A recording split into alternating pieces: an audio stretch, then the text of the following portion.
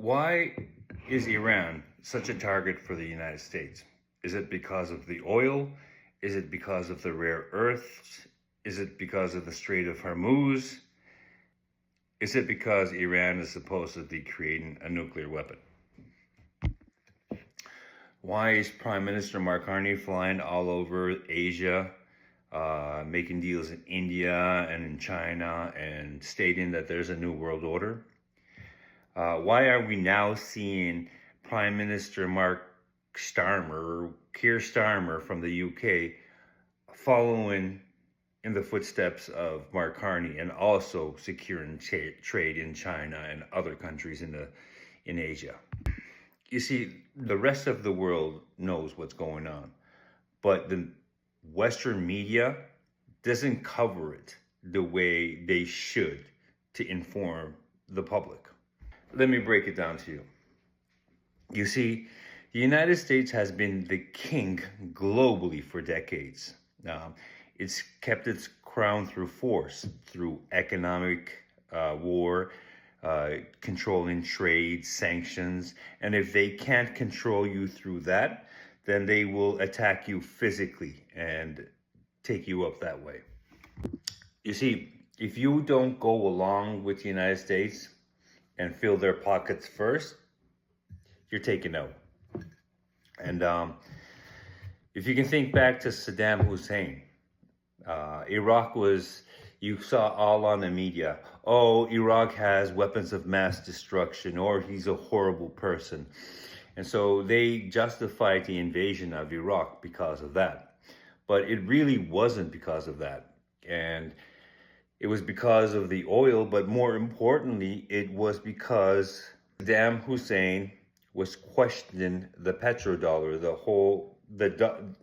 the currency used for all international trade, not just oil. Muammar Gaddafi in Libya, the Western media painted him as the most horrible man on earth, that he was a threat to Western civilization. They said he was crazy. He was a, I gotta give him that. He was a little crazy. He had Persian rugs that were worth millions of dollars in his camel stalls and all that stuff. Yeah, so camels had $1 million rugs to shit on. But he gave free healthcare and education to his people. It was a little kooky. But the greatest threat he was to the United States, it wasn't because of the oil. It was because he was trading oil for gold. And that could not fly because it threatened the petrodollar and the wealth the United States has over the world. So let's fast forward to today, Venezuela. Why was Venezuela attacked? Venezuela was attacked for several reasons, because China gets some oil there, but not much, not enough to really hinder China if China lost that source of oil. The reason why Venezuela was attacked is because the United States knows that globally it's losing its grip on the entire globe. And so it's condensing and consolidating its power in the Western Hemisphere. And they had to take out Maduro and Venezuela because Venezuela has been outside of the petrodollar and sanctions imposed on it for, I don't know, a very long time.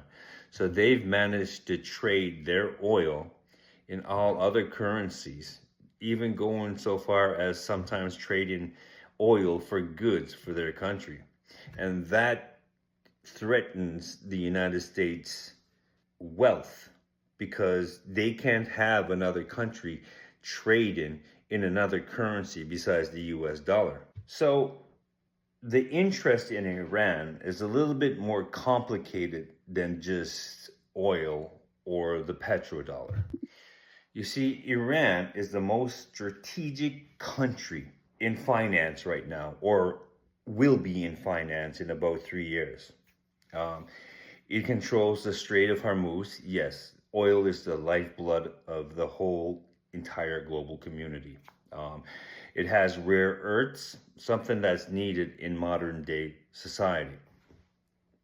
But it's also at the starting point of the Belt and Road Initiative. And what the Belt and Road Initiative is, it's a new trading route to take goods and oil from the east to the west, bypassing Egypt and the Suez Canal, which is also controlled by the United States and the petrodollar.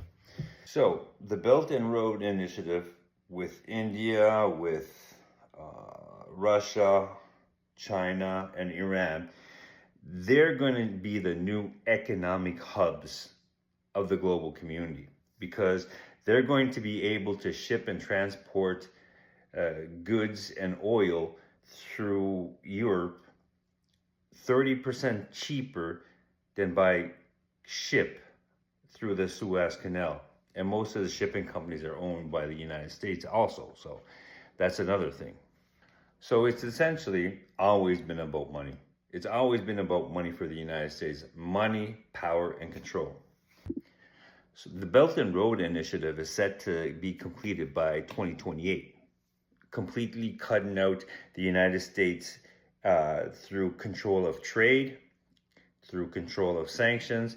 People are basically not going to need to trade in US currency anymore. And that's why BRICS is such a threat to the United States' power and wealth. And thank God we have a prime minister like Mark Carney, which is 5 steps ahead of the game. He's playing chess. He's making partnerships in Asia because he realizes that all the wealth and business is going to start to flow to the East moving into the future. And on a side note, for all those people hating on immigrants and Indians in Canada and the United States, you better start kissing their ass because in about 3 or 4 years, they're going to be your daddy. Oh, anyways, I hope all of that made sense. If I had an opportunity to invest in India right now, I would, because it's still an emerging market and it hasn't peaked yet.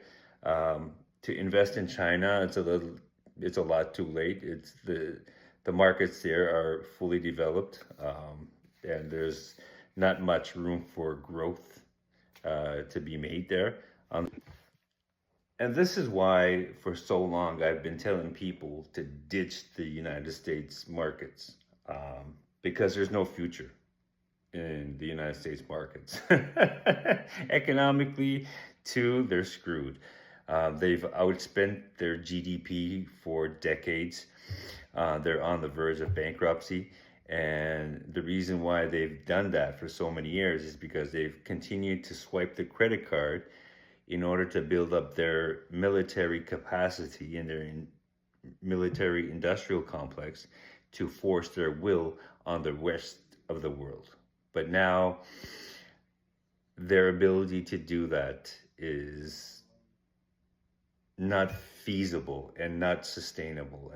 And on a side note too, this is how all empires collapse. All empires stretch themselves too thin by trying to maintain control over too large of an area, and they usually outspend way too much trying to maintain that control, and eventually it collapses. And this is what's going to happen in the United States not too long from now. Anyways, I hope all that made sense. You stay deadly.